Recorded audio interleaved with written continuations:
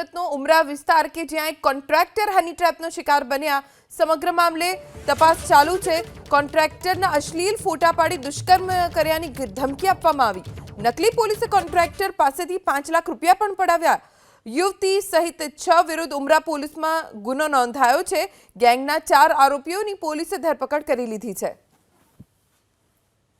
સુરતના ઉમરામાં કોન્ટ્રાક્ટર હની ટ્રેપનો શિકાર બન્યા। કોન્ટ્રાક્ટરના અશ્લીલ ફોટા પાડીને દુષ્કર્મ કર્યાનો આરોપ લગાવી ધમકી આપવામાં આવી। નકલી પોલીસ કોન્ટ્રાક્ટરને ધમકી આપતી અને 5 લાખ રૂપિયા પણ પડાવ્યા।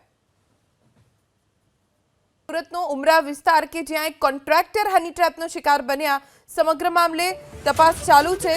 કોન્ટ્રાક્ટરના અશ્લીલ ફોટા પાડી દુષ્કર્મ કર્યાની ધમકી આપવામાં આવી।